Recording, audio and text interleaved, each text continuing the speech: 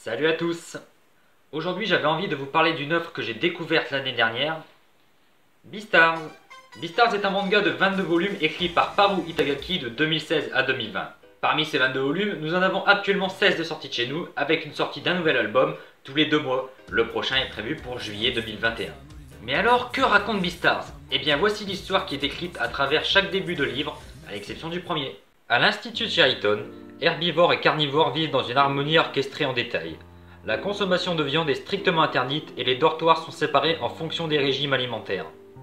Tout pourrait aller pour le mieux dans le meilleur des mondes. Mais la culture ne peut étouffer tous les instincts. Quand le cadavre de l'alpaga Thème est retrouvé déchiqueté sur le campus, les méfiances ancestrales refont surface. Legoshi est la cible de toutes les suspicions, parce qu'il était proche de Thème, parce qu'il est une des dernières personnes à avoir été vue en sa compagnie, et surtout, parce que c'est un loup. Pourtant, sensible et timide, il fait son possible pour réprimer ses instincts. Hélas, ses efforts sont vains face au vent de discrimination qui souffle sur le pensionnat. Le seul qui pourra apaiser ce climat de terreur est le Beastar, le leader de l'école. Pour l'heure, les candidats se préparent, les élections approchent. Le favori n'est autre que le cerf Louis, étoile incontestée du club de théâtre auquel appartient Legoshi. Bien décidé à remettre les carnivores à leur place, il fait mine de ne pas craindre les crocs acérés du loup gris. Mais peut-être serait-il mieux avisé de ne pas le sous-estimer. L'histoire se déroule donc dans un monde d'animaux anthropomorphes où l'on en retrouve deux catégories, les carnivores et les herbivores. Et donc le véritable problème, c'est que les carnivores commencent à bouffer les herbivores. Bon, l'histoire que j'ai décrite ne se déroulera que pendant la première moitié du manga, elle-même séparée en sous-intrigues, donc on ne tournera pas en rond pendant les 22 volumes. Je vous rassure là-dessus.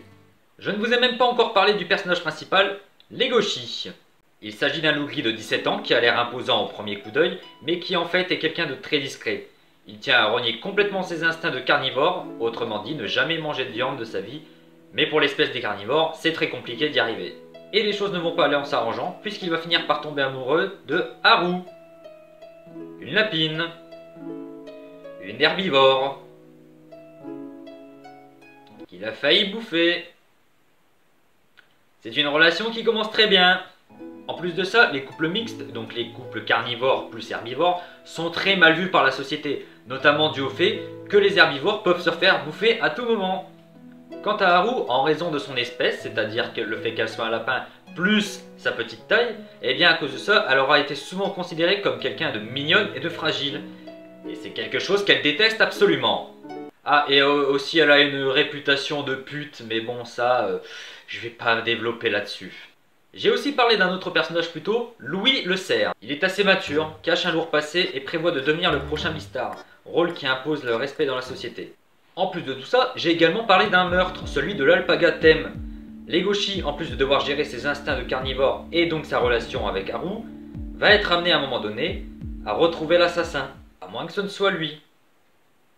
Ce qui confirmerait les craintes de tout le monde. Je vous laisse le découvrir. Parce que ouais, je l'ai pas dit, mais le manga a également été adapté en série Netflix, qui compte actuellement 2 saisons de 12 épisodes chacune. La première est sortie en 2019 et la deuxième en 2021, c'est d'ailleurs avec la saison 1 que j'ai connu Beastars, et j'attends encore de regarder la saison 2 qui n'est pas disponible en VF, elle le sera au mois de juillet. J'ai eu tellement le coup de cœur avec cette série Netflix, que c'est grâce à ça que j'ai décidé de me procurer pour la toute première fois des mangas, donc Beastars. Je me suis commandé ça pour Noël 2020. Et j'en suis très content. Je n'ai même pas encore expliqué pourquoi j'aimais tant Beastars. Eh bien en fait c'est dû au fait que, en plus d'adorer le personnage de Legoshi qui est vraiment très attachant, eh bien j'aime l'univers global. Et oui, bien que les personnages soient des furies, on est loin d'une ambiance colorée et bon enfant, rien qu'avec la mort qui est tout le temps évoquée et montrée. Personnellement, je suis quelqu'un qui a toujours aimé les histoires dramatiques, et là on est en plein dedans. Et donc l'évolution du personnage de Legoshi à travers ce monde est vraiment plaisante.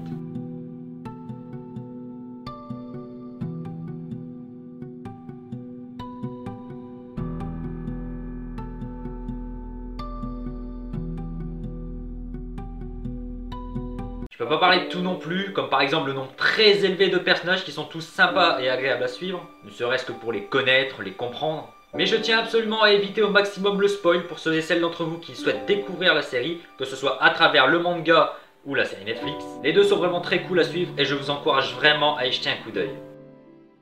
Merci d'avoir regardé cette vidéo. Pour les connaisseurs de cette œuvre, n'hésitez pas à me dire quel est votre personnage préféré et pourquoi. Et quant à moi, je vous dis à la prochaine.